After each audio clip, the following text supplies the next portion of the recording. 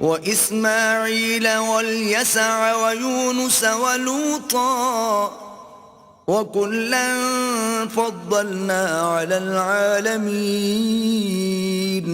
اور اسماعیل اور الیسع اور یونس اور لوط کو بھی، اور ان سب کو جہان کے لوگوں پر فضیلت بخشی تھی. ومن آبائهم وذرياتهم وإخوانهم واجتبيناهم وهديناهم إلى صراط مستقيم.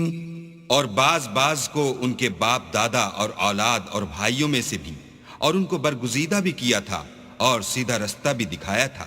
ذلك هدى الله يهدي به من يشاء من عباده ولو أشركوا لحبط عنهم ما كانوا يعملون. یہ اللہ کی ہدایت ہے اس پر اپنے بندوں میں سے جسے چاہے چلائے، اور اگر وہ لوگ شرک کرتے تو جو عمل وہ کرتے تھے سب ضائع ہو جاتے. أولئك الذين آتيناهم الكتاب والحكم والنبوة فإن يكفر بها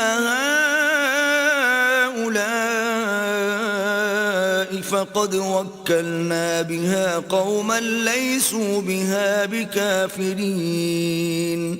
یہ وہ لوگ تھے جن کو ہم نے کتاب اور حکم شریعت اور نبوت عطا فرمائی تھی. اگر یہ کفار ان باتوں سے انکار کریں تو ہم نے ان پر ایمان لانے کے لیے ایسے لوگ مقرر کر دیے ہیں کہ وہ ان سے کبھی انکار کرنے والے نہیں. اولئک الذین ھدی اللہ فبہداہ مقتدہ قل لا اسألکم علیہ اجرا ان هو الا ذکرى للعالمین. یہ وہ لوگ ہیں جن کو اللہ نے ہدایت دی تھی تو تم انہی کی ہدایت کی پیروی کرو. کہہ دو کہ میں تم سے اس قرآن کا صلہ نہیں مانگتا، یہ تو جہان کے لوگوں کے لیے محض نصیحت ہے.